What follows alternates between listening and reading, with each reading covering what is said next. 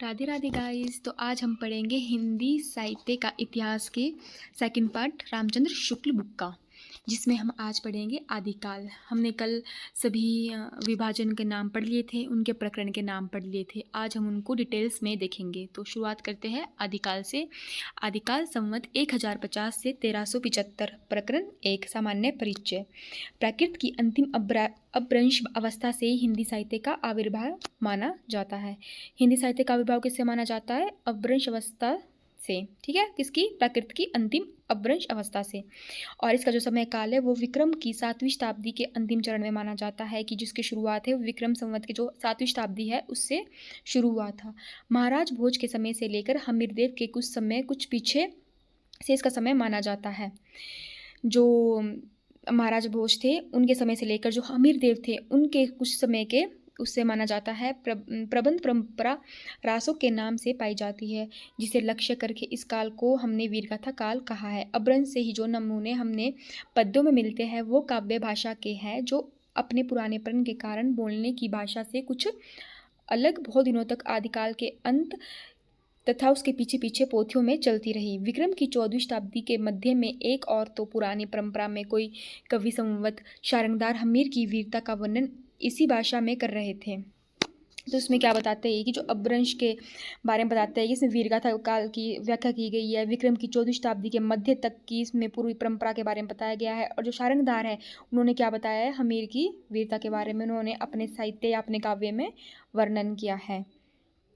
तो शारंगधार जी का एक स्लोगन है, चलिए वीर हमीर पाऊ भर मेनी कंपड़ दिगमग अंधार धुली सुरह आछे। ये पहले भी एग्जाम में आ चुका है, तो इसे ध्यान से देख लीजिए। दूसरी ओर खुसरो दिल्ली में बैठे ऐसी बोलचाल की भाषा में पहेलियां और मुकरियां कर रहे थे। उनकी क्या थी? खुसरो की, एक नार ने अचरज किया सांप मार पिंजरे में दिया। ये किसकी है? खुसरो जी की। 15वीं शताब्दी में कौन थे? विद्यापति जी थे। उन्होंने एक दोहा लिखा, बालचंद विजावही भाषा दूही नहीं दुज्जन हासा। जो ये मैंने रेड पेन से लिखा है, इसको आप पढ़ के नोट्स में लिख लेना। ये पैराग्राफ्स आते हैं, ज़्यादा तो नहीं, लेकिन जो मैंने मेन लिखे हैं वो ज़रूर से पढ़ लेना। कबीरदास, जो कबीरदास का ये पैरा है, अग्नि जो लगी नीर में कंदो जलिया झारी, उत्तर दक्षिण में पंडिता रहे विचारी विचारी। अब क्या है? सारांश ये है कि अपभ्रंश की यह परंपरा विक्रम की 15वीं शताब्दी के मध्य तक चलती रही। एक ही कवि विद्यापति ने 2 प्रकार की भाषाओं का व्यवहार किया है, पुरानी अपभ्रंश भाषा का दौर बोलचाल के देशवासी का। सो आगे है, नैसिल बहना सब जन मिट्टा ते तैंसिन जब्बो अब अट्टा। ये भी पूछा गया है कि कौन से प्रकरण से लिया गया है? ये प्रकरण 1 से लिया गया है। तो अब शुरुआत करते हैं प्रकरण 2 की। अपभ्रंश काव्य। भरत मुनि विक्रम 3री शती ने अपभ्रंश नाम ना देकर लोक भाषा को देश भाषा ही कहा है। क्या बोला इसमें? जो भरत मुनि है उन्होंने अपभ्रंश नाम ना देकर लोक भाषा को क्या बोला है? देश भाषा ही कहा है। अपभ्रंश नाम पहले पहलवल्लभी के राजा धारसेन द्वितीय के शिलालेख में मिलता है। ये क्वेश्चन पहले बन चुका है कि अपभ्रंश नाम सबसे पहले किसके उसमें देखा गया है? तो धारसेन द्वितीय के शिलालेख में, जिसमें उसने अपने पिता को, उनके जो पिताजी थे गुरुसेन, उनको संस्कृत, प्राकृत और अपभ्रंश तीनों का कवि मानना है। किसी इसके? संस्कृत, प्राकृत और अपभ्रंश का। अपभ्रंश या प्राकृताभास हिंदी में रचना होने का पता हमें विक्रम की 7वीं शताब्दी में मिलता है। देवसेन संवत 990 ग्रंथ। इसमें अब कुछ राइटर्स के नाम आ जाएंगे, ठीक है, कुछ साहित्यकारों के नाम आ जाएंगे, जिसमें है पहले देवसेन संवत 990, ठीक है। इनका ग्रंथ है श्रावकाचार। ये बहुत बार पूछा गया है कि श्रावकाचार किसका ग्रंथ है? तो किसका है? देवसेन। और किस में लिखा गया है? दोहे में। और इसमें टोटल कितने दोहे हैं? 250। जो इनकी 2 दोहे है ये पहले पूछा भी गया है। जो जिन शासन भाषियु सो मही कहियु सारू, जो पालई स भाऊ करी सो सारी पाई पारू। या आपके जो बुक है उसमें लिखा हुआ है, उसमें आप हाईलाइट करके चलो साथ साथ। जो दोहे मैं लिखा रही हूँ सिर्फ उसी दोहे को हाईलाइट करके पढ़ना, पूरे दोहे याद करने की ज़रूरत नहीं है। इसमें सिर्फ कुछ कीवर्ड्स को पकड़ लो और उसको ही याद रखो। जैसे इसमें याद कर लो जो जिन भाषियु कयु, है ना, ऐसे ऐसे याद कर लो एक एक वर्ड। और इनका दूसरा ग्रंथ है दब साहब पयास या द्रव्य शोभा प्रकाश। अच्छा, श्रवकाचार तो हमें सबको पता होता है कि देवसेन का है, लेकिन जो इनका दूसरा साहित्य है ये भी बहुत इंपॉर्टेंट है, एग्जाम में पूछे जाने वाला प्रश्न है। दब स्वभाव प्यास, ये किसका है? देवसेन का। और इनको माइल धवल ने गाया था। किसको? दव सहाय प्रयास को किसने गाया था? माइल धवल ने, और प्राकृत में रूपांतरण किया था। ये क्वेश्चन कई बार पूछा गया है कि दव सहाय प्रयास को किसने रूपांतर किया था प्राकृत में, तो किसने किया था? माइल धवल ने। इसके बाद है जोइंदू, जिसका सिर्फ हमारे को ग्रंथ याद करना है, योगसार। उसके बाद है पुष्पदंत, जिसके 4 ग्रंथ है। जसरचर्यु, जिसको हम यशधर चरित्र भी कहते हैं। नय कुमार जर्यु, आदि पुराण और उत्तर पुराण। जो पुष्पदंत के आदि पुराण और उत्तर पुराण है, किसमें है? चौपाइयों में दिए गए हैं। इसके बाद हम करेंगे सिद्ध साहित्य। अच्छा, बुक में ये सिद्ध साहित्य नहीं लिखा हुआ है, डायरेक्ट बौद्ध धर्म यहाँ से शुरू किया गया है, लेकिन मैंने इसको अलग अलग उसमें कैटेगराइज कर दिया है ताकि पढ़ने में ईजी हो। तो बौद्ध साहित्य हम क्या पढ़ेंगे? बौद्ध धर्म विकृत होकर वज्रयान संप्रदाय के रूप में देश के पूर्वी भागों में बहुत दिनों से चले आ रहे थे। बिहार से लेकर असम तक फैले थे और सिद्ध कहलाते। 84 सिद्ध इन्हीं में से हुए थे। जो 84 सिद्ध हुए थे वो किन्हीं में से हुए थे? जो बिहार से असम तक फैले हुए थे वज्रयान संप्रदाय के रूप में। ठीक है, इन्हीं में से कौन थे? 84 सिद्ध, जो हमने यूनिट 2 में हमने बहुत बार पढ़े भी हैं। राजशेखर ने कर्पूर मंजरी में भैरवानंद के नाम से एक ऐसे ही सिद्ध योगी का समावेश किया है। जो राजशेखर है ना, उन्होंने कर्पूर मंजरी, किसके ग्रंथ है ये? राजशेखर का। उन्होंने भैरवानंद के नाम से ऐसे ही सिद्ध योग का समावेश किया है। जनता पर इन सिद्ध योगियों का प्रभाव विक्रम की 10वीं सदी से पाया गया है। अच्छा, क्वेश्चन ऐसा पूछा जाता है कि जनता पर सिद्ध योगियों का प्रभाव कब से पड़ा? तो कब से पड़ा? विक्रम की 10वीं शती से। तो 84 जो प्रमुख सिद्ध है, उसमें जो प्रमुख है उनका नाम याद कर लेना। सभी के तो नहीं होंगे, लेकिन जो प्रमुख है: सरहप्पा, लुइप्पा, शबरिप्पा, डोमिप्पा, विरूपा, मिनपा, गोरक्षपा, कणप्पा आदि। अच्छा, इन 24 सिद्धियों में 3 योगिनी भी है, जिनके नाम याद करना मोस्ट इम्पॉर्टेंट है। जिनमें से है मणिभद्रपा, कणखलाप्पा, लक्ष्मीकरा। मणिभद्रपा, कणखलाप्पा और लक्ष्मीकरा, ये 3 नाम कई बार एग्जाम में पूछे गए हैं। 3 योगिनी, 3 ही नाम है, आप इसको याद कर लेना। रचनाओं का एक संग्रह पहले मोहम्मद हरप्रसाद शास्त्री ने बंगला अक्षरों में बोधगान ओदोवा के नाम से निकाला था। जो एक संग्रह है उसने हरप्रसाद शास्त्री जी ने किस में निकाला था? बंगला अक्षरों में बोधगान ओदोवा के नाम से निकाला था। सरहप्पा की प्रमुख पंक्तियाँ जो कि एग्जाम में पूछी जाती है, जो आप अपनी बुक में हाईलाइट करके याद कर लेना। सारी याद करने की ज़रूरत नहीं है, आप हाईलाइट कुछ वर्ड को हाईलाइट कर सकते हैं, जैसे पंडित सहल, बखनाई, बिजलई, इस तरीके से, क्योंकि पूरे दोहे याद करने बैठोगे तो हजारों दोहे याद नहीं होंगे। तो आप इसमें ऐसे कर सकते हैं: जही मन पवन, घोर अघारे, जीवंत जो नऊ। ये इसके सरप्पा के शुरू के 2-3 अक्षर उसके याद करके आप उसको कवर कर सकते हो, जैसे नाव ना बिंदु ना रवि शशि मंडल, ये सब याद करके। फिर है लुइपा की पंक्तियाँ, इनकी ज़्यादा पंक्ति नहीं है, 2-3 है। का तरुवर पंच विडाल, इसमें क्या है? वो शास्त्र में निरूपित पंच प्रतिबंध के बारे में बताया गया है। का तरुवर पंच विडाल किसका है? लुइपा। इसमें 5 विडाल बोले गए हैं: आलस्य, हिंसा, काम, विचिकित्सा और मोह। जो ये चिकित्सा है, इसका PYQ बना था कि पंच विडाल पूछे गए थे, जिसमें विचिकित्सा की जगह चिकित्सा लिखा गया था। सो इसका ध्यान रखना कि ये चिकित्सा नहीं, विचिकित्सा है। एग्जाम में कंफ्यूज करने के लिए खाली चिकित्सा डाल दिया जाता है और कहा जाता है कि इन 5 में से ऑड वन क्या है, तो उसमें क्या है? चिकित्सा। ओके, विकारों की यही 5 संख्या निर्गुण धारा के संतों तथा हिंदी के सूफी कवियों ने ली। हिंदू शास्त्रों में विकारों की बंदी संख्या 6 है। यहाँ देखो, बौद्ध में कितनी है? 5 है, और लेकिन हिंदू शास्त्रों में 6 है। अच्छा, लुइपा का एक तो ये है का तरुवर पंच विडाल, दूसरा है भाव ना हुई अभाव ना जाई। भाव ना हुई अभाव ना जाई, आप ये दोनों याद कर सकते हैं क्योंकि ईजी है। उसके बाद है कणहप्पा, उनकी 2 पंक्तियाँ हैं: जिनी लोन बिलजई पानी। इसमें भी आप पूरा याद करने बैठोगे तो याद नहीं होगा, इसमें भी 2-3 शब्द याद कर लो, जैसे जिनी लॉल बिलजई, नगर भाईरे डोम्बी। ऐसे ऐसे याद करके आप इसको कवर कर लो, अपने बुक में हाईलाइट कर लो। और अगर नोट्स बना रहे हैं तो फिर इसमें से नोट्स बना के हाईलाइट कर देना कुछ 2-3 वर्डों को। ब्रजयान में आकर महासुखवाद का प्रवर्तन हुआ। निर्वाण के 3 अवयव ठहराए गए: शून्य, विज्ञान और महासुख। पूछा जा सकता है कि निर्वाण के कितने अवयव ठहराए गए, तो कितने हैं? 3, शून्य, विज्ञान, महासुख।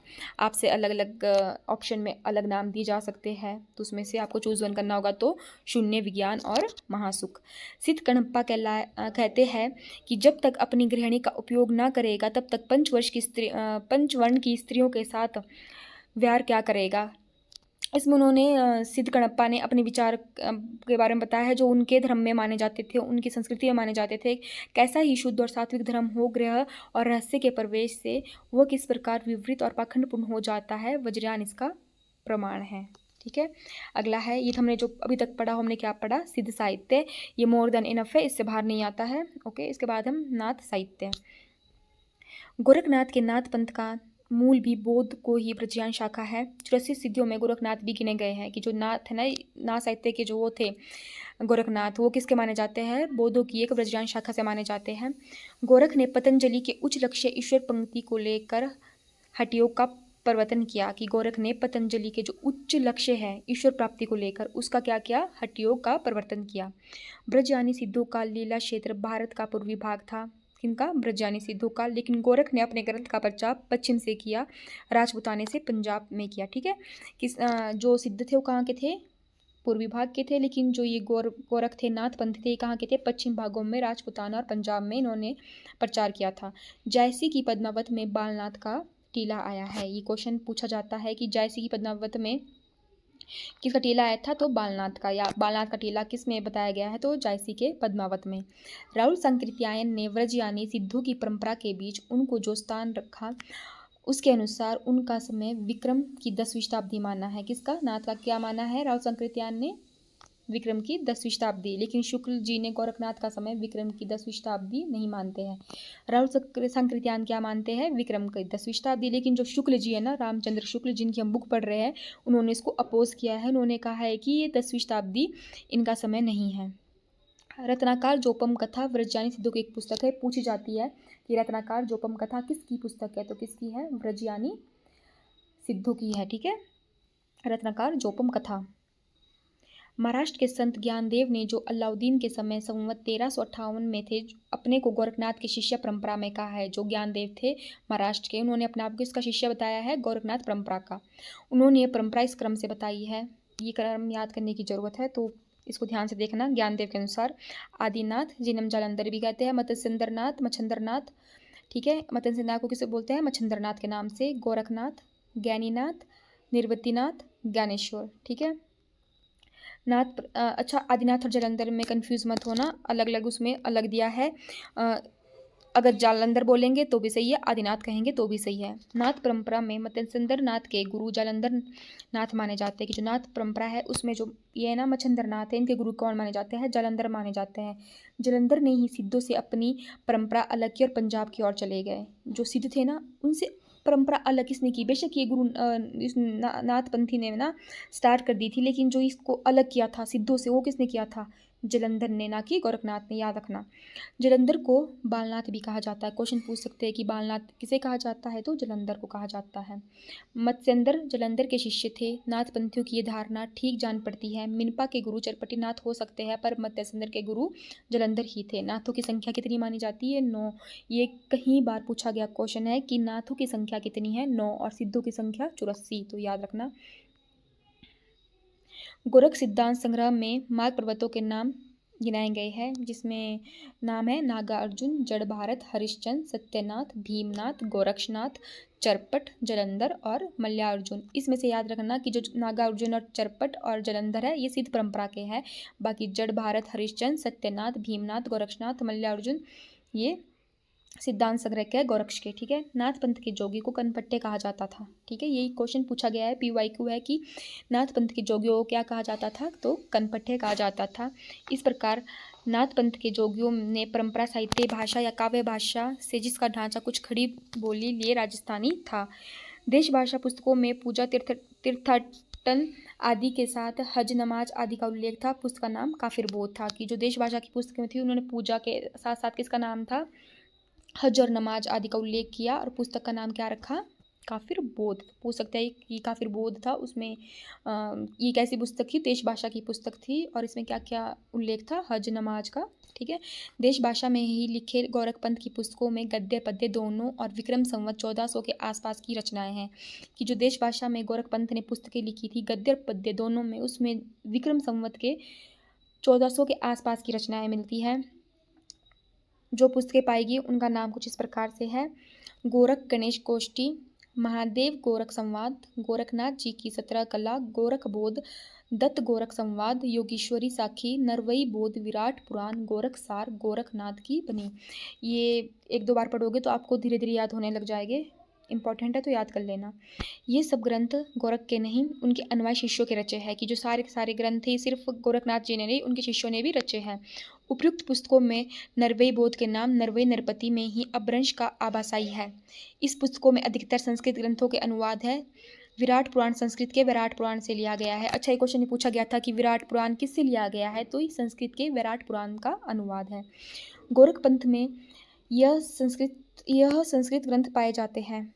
जो संस्कृत ग्रंथ याद करने की ज़रूरत है, अगर इन्हें याद करोगे तो भी ठीक है, अगर नहीं भी होगे तो कोई बात नहीं, लेकिन जो ये 4-5 ग्रंथ हैं इनको याद करना जरूरी है। सिद्ध सिद्धांत पद्धति, विवेक मार्तंड, शक्ति संगम तंत्र, निरंजन पुराण, विराट पुराण। एक बार फिर पढ़ते हैं। सिद्ध सिद्धांत पद्धति, विवेक मार्तंड, शक्ति संगम तंत्र, निरंजन पुराण, विराट पुराण। इनकी रचनाओं का जीवन की स्वाभाविक अनुभूतियाँ और दशाओं ने उनका कोई संबंध नहीं है, अतः वह शुद्ध साहित्य के अंतर्गत नहीं आती है। उनको उसी रूप में ग्रहण करना चाहिए जिस रूप में ज्योतिष, आयुर्वेद आदि के ग्रंथ। अच्छा, ये आप स्किप कर सकते हो। उसके बाद है उनका वर्णन यहाँ केवल 2 बातों के विचार से किया गया है। पहली बात है भाषा। सिद्धों की उद्धत रचनाओं की भाषा देश भाषा मिश्रित अपभ्रंश पुरानी हिंदी की काव्य भाषा है, ये तो स्पष्ट है। ठीक है, सिद्धों की उद्धत रचनाओं की भाषा क्या है? देश भाषा, मिश्रित अपभ्रंश या पुरानी हिंदी की काव्य भाषा। दूसरी बात है सांप्रदायिक प्रवृत्ति और उनके संस्कार की परंपरा। ठीक है, सिद्धों और योगों का वर्णन दिया गया है। उनकी रचनाओं का जीवन की स्वाभाविक अनुभूतियों और दशाओं से कोई संबंध नहीं है। यह सांप्रदायिक शिक्षा मात्र है, अतः शुद्ध साहित्य की कोटि में नहीं आ सकती है। मैंने आपको कल की क्लास में बताया था कि जो सिद्धों और योगी हैं उनके साहित्य शुद्ध कोटि में नहीं आते हैं। ठीक है, अन्य महत्वपूर्ण रचनाकार जिसमें आते हैं हेमचंद्र। गुजरात के सोलंक राजा सिद्धराज जयसिंह संवत 1140 से 1199 और उनके भतीजे कुमार पाल 1199 से 1230 में इनका बड़ा मान था। किनका? हेमचंद्र का। किसके कार्यकाल में? सिद्धराज जयसिंह, जो गुजरात के सोलंक राजा थे जयसिंह, उनका कार्यकाल क्या था? 1140 से 1199, और उनके जो भतीजे हुए आगे 1199 से 1230 कुमार पाल के राज्य में ये थे।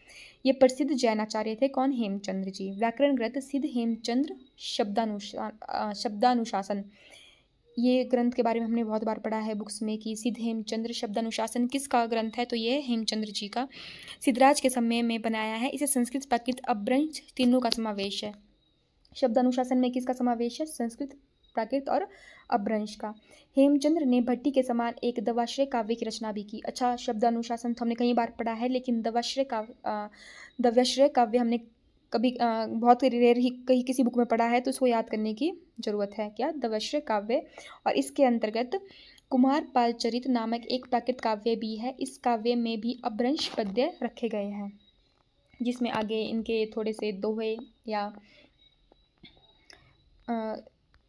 पंक्तियाँ लिखी गई है, जिसमें 4 पैरे हैं। आपको मेन वर्ड याद करके इसको करना है, क्योंकि पूरे याद करोगे तो नहीं होगा। जैसे भला हुआ जुमरिया बहिनी महारा कंतु लज्जेत व वसेनु, ये आप एक बार देख लेना। जय सो आवे, जय मही दिन्ना, पिया संगमी कऊ निदड़ी, ये 2-3 शब्द याद रख लो। जैसे भला हुआ, जय सो, जय मई, पियू संगमी, ये किसके हैं? हेमचंद्र। जैसे भला हुआ, जय सो, जय मई और पिय संगमी 2-3 बार करोगे, 3-4 अक्षर को बार बार रिपीट तो हो जाएंगे। सोमप्रभ सूरी जैन पंडित थे। संवत 1241 में कुमार पाल प्रतिबोध नामक एक गद्य संस्कृत प्राकृत काव्य लिखा था। अच्छा, इन्होंने कुमार पाल प्रतिबोध लिखा था, किन्होंने? सोमप्रभ सूरी ने। और जो पीछे थे हेमचंद्र, उन्होंने लिखा था कुमार पाल चरित्र। मैंने आपको पढ़ाया भी है यहाँ पे कुमार पाल चरित्र, तो दोनों याद रखना। प्रतिबोध आएगा तो सोमप्रभ सूरी और कुमार पाल चरित्र आएगा तो हेमचंद्र। अब इसमें है जैनाचार्य मेरुतंग 1361 में, संवत 1361 में प्रबंध चिंतामणि नामक एक संस्कृत ग्रंथ भोज प्रबंध के ढंग का बनाया गया, जिसमें पुराने राजाओं का आख्यान किया गया। सिंपली क्वेश्चन पूछा जाता है कि प्रबंध चिंतामणि किसका है, तो जैनाचार्य मेरुतंग का है। फिर है शांगधर, कवि और सुक्तिकार थे। आयुर्वेद ग्रंथ इन्होंने लिखा है। और इन्होंने एक और ग्रंथ लिखा है शांगदार पद्धति, सुभाषित संग्रह के नाम से भी जाना जाता है। और एक है हमीर रासो।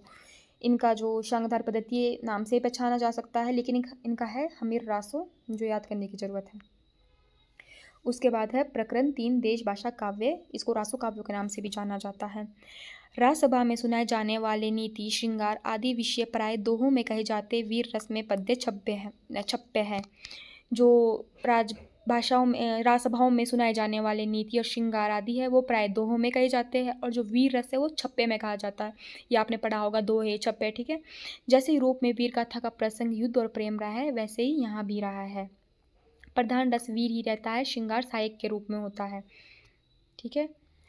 इन काव्यों में प्रथानुकूल कल्पित घटनाओं में बहुत अधिक योजना रहती है। यह वीर गाथा दो रूप में मिलती है, प्रबंध काव्य के साहित्य रूप में और वीर गति बेलार्स के रूप में, वीर गीतों बेलार्स के रूप में। साहित्यिक प्रबंध के रूप में हमें जो प्राचीन ग्रंथ उपलब्ध है वो है पृथ्वीराज रासो। वीर गीत के रूप में हमें है बीसलदेव रासो मिलती है। तो पूछा जा सकता है कि जो पृथ्वीराज रासो एक ऐसी बुक है, ये है प्रबंध, ठीक है। और जो विसलदेव है ये है वीर गीत। इसका प्रत्यक्ष उदाहरण आल्हा है, जिसे गाने पर प्राय उत्तर भारत में मिलते हैं। जो आल्हा है वो कहाँ मिलते हैं हमारे को प्राय सुनने में? उत्तर भारत में। बिसल देवरासो ने काव्यों के अर्थ में रसायन शब्द बार बार आया है। जो बिसल देवरासो है उसमें जो उसका जो काव्य है उसमें रसायन शब्द बार बार आया है। हमारी समझ में इसी रसायन से होते होते रासो हो गया है, ठीक है। फिर है क्रमानुसार याद करना। इनके आगे जो नाम दिए गए रचनाकारों के 7 रचनाकार हैं, इनको अच्छे से लाइन वाइज क्रमानुसार याद करना। पहले है खुमान रासो। संवत 810 से 1000 के बीच में चित्तौड़ के रावल खुमान नाम के 3 राजा हुए। कर्नल टोंड ने इन्हें एक माना। ये कहा जाता है कि 810 और 1000 के बीच में चित्तौड़ के रावल खुमान नाम के 3 राजा हुए। कर्नल टोंड ने इनको क्या माना है? सिर्फ एक माना है। खुमान रासो किसकी है? दलपति विजय की, ठीक है। विशलदेव रासो, हाँ जी।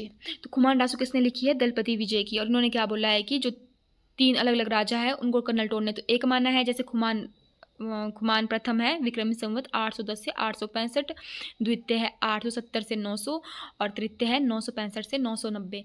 लेकिन जो शुक्ल है उन्होंने कौन से खुमान को माना है? विक्रमी संवत 870 से 900। फिर उसके बाद है बिसलदेव रासो, नरपति नाला कवि। किसने लिखा है ये? नरपति नाला कवि ने।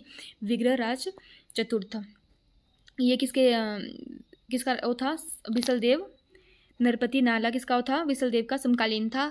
100 पृष्ठों का ग्रंथ है, वीर गीत माना जाता है। 12 से भदोतरा मझारी, अच्छा ये कई बार पूछा गया है, कहीं बार। 12 से भदोतरा मझारी, जेठ बदी नव बुधहारी, नाला रसायन आरंभी, शारदा तुठी ब्रह्म कुमारी। कि ये जो पंक्तियां हैं किससे ली गई है? बिसलदेव रासो से। 12 से बहुतरा, इसे याद कर लेना, ब से बिसलदेव। आपको ऐसे रिलेट करके पढ़ना पड़ेगा तभी ही याद होगे। बिसलदेव रासो में 4 खंड है, 2000 चरण है। खंड 1, अच्छा ये जो चारों खंडे इंपॉर्टेंट है, कई बार एग्जाम में आए हैं। मालवा के भोज परमार की पुत्री राजमती से संबर बिसलदेव का विवाह, ठीक है। खंड 1 में क्या बोला गया है? जो मालवा के भोज परमार थे ना, उनकी पुत्री थी राजमती, उनका विवाह किससे हो जाता है? बिसलदेव से। और द्वितीय खंड में बोला गया है कि बिसलदेव का राजमती से रूठकर उड़ीसा की ओर प्रस्थान करना। इसमें बिसलदेव जो राजमती से रूठकर कहाँ चले गए थे? उड़ीसा चले गए थे और 1 साल तक वहीं रहे। फिर तीसरा है जो मोस्ट इंपॉर्टेंट, राजमती का विरह वर्णन और बिसलदेव का वापस उड़ीसा लौटना। ये एग्जाम में पहले पूछा जा चुका है। फिर है चतुर्थ, भोज का अपनी पुत्री को अपने घर लेवा लाना और बिसलदेव के वहाँ जाकर राजमती को फिर चित्तौड़ लाना। कि भोज ने अपनी पुत्री को कहाँ ला दिया था? वापस अपने वहाँ ला दिया था, तो बिसलदेव वहाँ जाकर राजमती को वापस चित्तौड़ लेके आए थे। ये घटनात्मक नहीं वर्णनात्मक है। देखो इसमें घटना नहीं है, क्योंकि इसमें 2 ही घटना है। एक विवाह हुआ था और दूसरा जब वो रूठ कर चला जाता है, तो ये घटनात्मक नहीं वर्णनात्मक काव्य है। ये कोई काव्य ग्रंथ नहीं, केवल गाने के लिए इसे रचा गया था। हाँ, ये कहा जा सकता है कि ये कोई घटना नहीं है, क्योंकि इसमें ग्रंथ है ही नहीं। इसमें 2 ही चीज़ें बताई गई है, क्या कि बिसलदेव से शादी होती है, वो रूठ कर उड़ीसा चल जाता है, उड़ीसा से वापस आता है। तो ये कोई घटना तो है नहीं, कोई ग्रंथ तो कहा नहीं जा सकता। इसे केवल गाने के रूप में रचा गया होगा, रामचंद्र शुक्ल जी कहते हैं। भाषा की परीक्षा करके देखते हैं, वह साहित्यिक नहीं राजस्थानी है। कि जो भाषा है वो भी साहित्यिक नहीं, कैसी है? राजस्थानी है। अपभ्रंश के योग के शुद्ध राजस्थानी भाषा का जो साहित्यिक रूप था वो डिंगल कहलाता है, ठीक है। इस ग्रंथ में श्रृंगार की प्रधानता है, वीरस किंचित आभास मात्र है। कि जो ये ग्रंथ है इसमें सिर्फ श्रृंगार बताया गया है, इसमें जो वीर रस है वो आभास मात्र है। पूछा जा सकता है कि जो बिसलदेव रासो है उसमें श्रृंगार की प्रधानता है या अभाव है? तो क्या है? प्रधानता। और वीर रस का क्या है? अभाव है। गरीब ना बोलो हो सांबस्य राव, तो सरीखा घना भुलाओ। ये भी आपसे पूछा जा चुका है, किस में आता है गरीब ना बोलो हो? ये किस में आता है? बिसलदेव रासो में। फिर आता है अगली रचना है चंद बरदाई। 1225 से 1249 पृथ्वीराज रासो द्वारा उन्होंने पृथ्वीराज रासो लिखी थी। इन्होंने क्या, चंद्रबरदाई ने क्या लिखा था, पृथ्वीराज रासो। प्रथम महाकाव्य है किनका, चंद्रबरदाई का। रासो के अनुसार भट्ट जाति के जगत नाम गोत्र के थे, ये इंपॉर्टेंट नहीं है। 2500 पृष्ठ का ग्रंथ था, कौन सा, पृथ्वीराज रासो। 69 समय सर्ग थे, 69 क्या थे, समय सर्ग थे। मुख्य छंद कवित, ये छप्पे कहते हैं, दूहा, तोमर, त्रोटक, गाहा, आर्य थे। इसके पिछले भाग को चंद के पुत्र जलहन द्वारा पूरा किया गया। अच्छा, जब चंद्रबरदाई ने पृथ्वीराज रासो लिखना स्टार्ट किया था ना, तो ये हाफ ही कर पाए थे। इसको पूरा कंप्लीट किसने किया है, इनके पुत्र ने किया था। किसने, जलहन ने पूरा किया था। तो क्वेश्चन पूछा जा सकता है कि पृथ्वीराज रासो को कंप्लीट किसने किया या पूर्ण किसने किया, जलहन ने। किसके पुत्र थे, चंद्रबरदाई के। पुस्तक जलहन हत दे चली गज्जन, ये आप पता लगा लोगे क्योंकि इसमें जलहन का नाम है, तो किसकी, ये चंद्रबरदाई की। ठीक है। पृथ्वीराज रासो ने आबू में यज्ञ कुंड के 4 क्षत्रिय कुलों की उत्पत्ति, चौहानों के अजमेर में राजस्थान से लेकर पृथ्वीराज के पकड़े जाने का विस्तार वर्णन है कि क्या क्या इसमें है। तो यज्ञ कुंड के 4 क्षत्रिय कुलों का उत्पत्ति का वर्णन है, चौहानों के अजमेर में राजस्थान से लेकर पृथ्वीराज पकड़े जाने का विस्तार का वर्णन है। पृथ्वीराज अजमेर के चौहान राजा सोमेश्वर के पुत्र अनिराज के पौत्र थे। सोमेश्वर का विवाह दिल्ली के तोमर अंकपाल की कन्या से हुआ था। ठीक है। और इसका जो विवाह है वो किससे हुआ था, कमला से हुआ था, जिसका आगे पुत्र था पृथ्वीराज। और संयुक्ता से विवाह था, गंधर्व विवाह किया था किसने, पृथ्वीराज ने। किससे विवाह किया था, संयोगिता से। और ये जो उसका दूसरी बेटी थी सुंदरी, इसका विवाह किससे हुआ था, कन्नौज विजयपाल से हुआ था। ठीक है, कि सोमेश्वर की 2 पुत्रियां थी।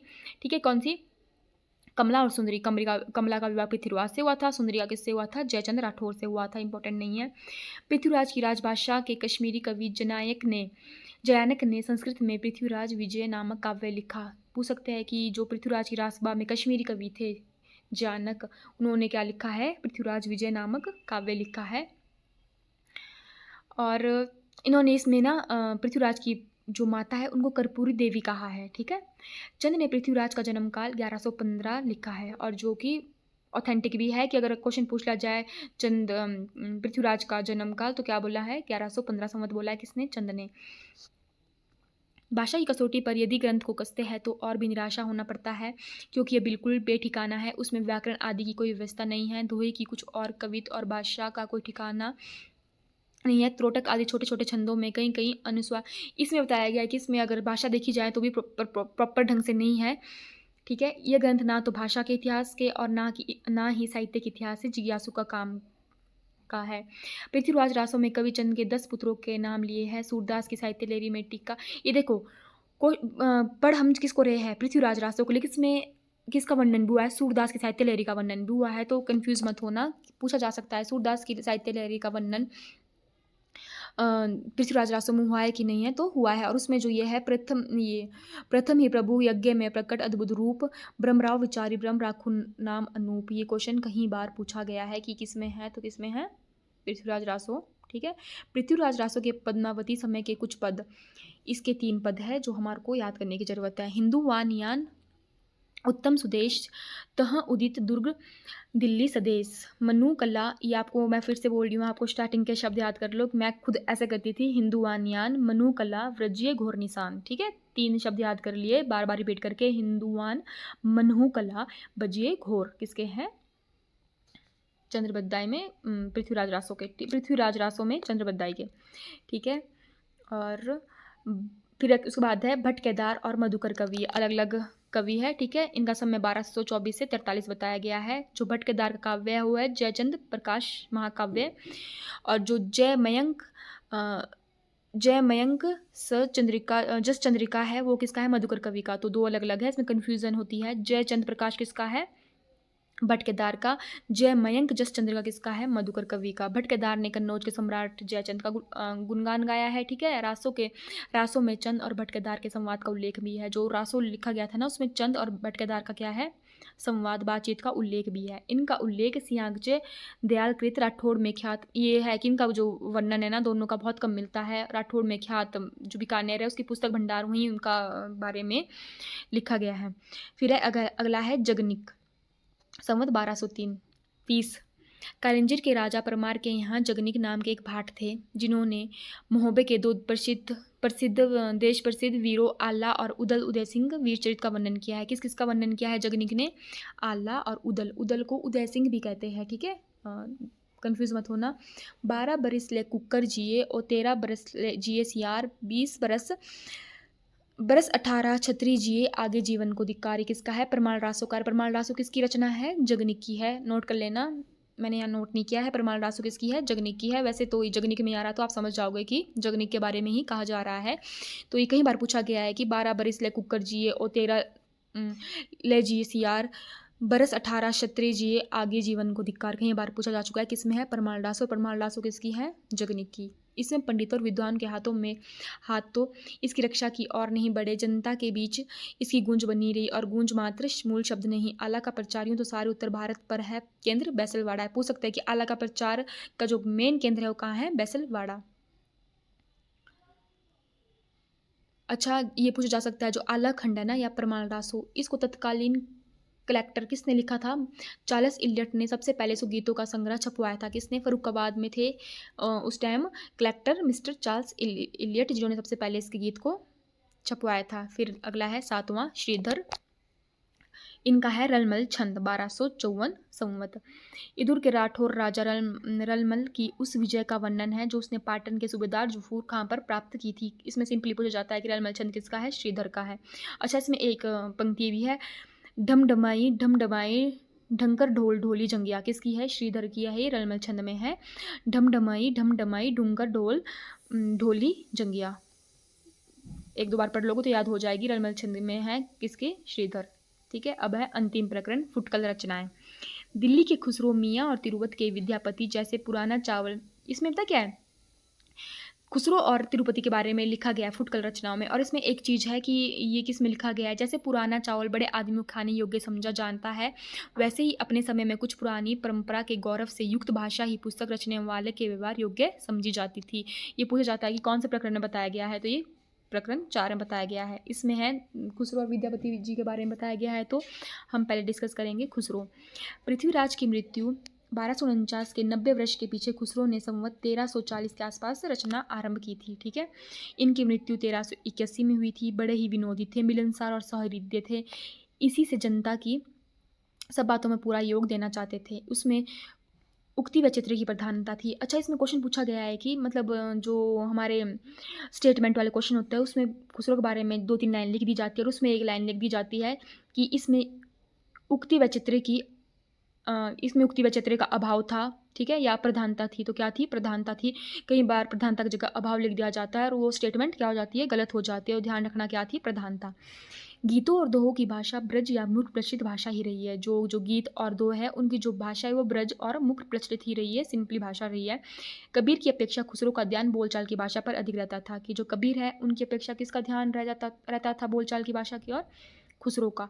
अभी कभी इसमें ना कबीर की जगह विद्यापति या खुसरो की जगह विद्यापति या किसी और का नाम लिख दिया जाता है और आपसे स्टेटमेंट पूछ जाती है सही या गलत। तो ध्यान से रखना कि कबीर की अपेक्षा खुसरो का ध्यान बोलचाल की भाषा पर अधिक था। उसी प्रकार जैसे अंग्रेज का ध्यान बोलचाल की भाषा की ओर अधिक रहता था, खुसरो का लक्ष्य जनता का मनोरंजन था। क्या था खुसरो का लक्ष्य? जनता का मनोरंजन। पर कबीर धर्मोपदेश थे, ठीक है। खुसरो का ध्यान कहाँ रहता था? मनोरंजन। लेकिन जो कबीर थे वो क्या थे? धर्मोपदेशक, जो धर्म के बारे में बताते थे। अतः उनकी बानी पोथियों भाषा का सहारा कुछ ना कुछ खुसरो की अपेक्षा अधिक लिए हुए हैं। ब्रज भाषा, अच्छा ब्रज भाषा में लिखी गई कुछ पंक्तियाँ हैं, चूक भई कुछ वासो ऐसी, ये सब याद कर लेना किसकी है? ये खुसरो की है। एक नार पिया जो भानी ब्रज, इसमें है उज्ज्वल बरन खुसरो रैन गोरी सोवे। मैं बोल रही हूँ स्टार्टिंग के 2-2 अक्षर याद कर लो, जैसे उज्ज्वल बरन खुसरो रैन गोरी सोवे, जे हाली किसकी है? खुसरो की। फिर आते हैं विद्यापति जी, जिस कारण ये मैथिली कोकिल कहलाए वो है पदावली। अच्छा, विद्यापति जी की एक फेमस ग्रंथ है, वो है या कह सकते हो आप इनका प्रसिद्ध साहित्य है पदावली, जिसके कारण ये मैथिल कोकिल कहलाए। मैथिली भाषा का व्यवहार किया है। सर जॉर्ज ग्रियर्सन ने भी बिहारी और मैथिली को मागधी से निकली होने के कारण हिंदी से अलग माना है। किसने माना है? ग्रियर्सन ने माना है, ठीक है। क्या, क्यों? बिहारी और मैथिली को मागधी से निकली होने के कारण क्या माना है? हिंदी से अलग माना है। इनसे पद्य अधिकतर श्रृंगार के ही है और नायक नायिका राधा कृष्ण है। कि इसमें जो पद्य है वो अधिकतर किसके है? श्रृंगार के है। विद्यापति ने मैक्सिमम, अगर आप देखोगे ना तो उन्होंने राधा कृष्ण के बारे में ही बताया है, ठीक है। उनका प्रेम प्रसंग, विरह वर्णन, ये चीज़ बताई है ज़्यादा। विद्यापति स्वयं क्या थे? शैव थे। अच्छा, एक क्वेश्चन पूछा जाता है कि विद्यापति शैव थे क्या वैष्णव थे? तो क्या थे? शैव। इन्होंने इन पदों की रचना श्रृंगार काव्य की दृष्टि से की है, भक्त रूप में नहीं। विद्यापति को कृष्ण भक्तों की परंपरा में ना समझना चाहिए कि जो विद्यापति इन्होंने बेशक कृष्ण के बारे में लिखा है, लेकिन ये भक्ति परंपरा में नहीं आते हैं। क्वेश्चन इंपॉर्टेंट है, नोट कर लेना। आध्यात्मिक रंग के चश्मे आजकल बहुत सस्ते हो गए हैं, उन्हें चढ़ाकर जैसे कुछ लोकगीत गोविंद के पदों को आध्यात्मिक संकेत बताया है, वैसे ही विद्यापति ने इन पदों को भी सूर आदि कृष्ण भक्तों के श्रृंगार पदों की भी ऐसे लोगों आध्यात्मिक व्याख्या चाहते, पता नहीं बाल लीला के पदों का वो क्या करेंगे। ये इन्होंने क्या किया, व्यंग्य किया है, ठीक है। विद्यापति स्वयं 1460 में तिरुहत के राजा शिव सिंह के यहाँ विद्यमान थे, ठीक है। किसके यहाँ पे पूछ सकते हैं, तो 1460 में तिरुवत के राजा शिव सिंह के यहाँ पे। तो आज की क्लास में इतना ही, बाकी हम कल पढ़ेंगे। तब तक के लिए बाय। एंड जो क्लास में मैंने ये वाले पंक्तियाँ बताई है, इसे आप दो दो अक्षर याद करके नोट कर लेना, नोट पूरे पूरे पंक्ति कर लेना अगर आप चाहो। बाकी जब याद करने हो तो मेन कीवर्ड याद कर लेना ताकि याद रहे, अदरवाइज इसे याद करना थोड़ा टफ है। बाकी बाय, मिलते हैं कल।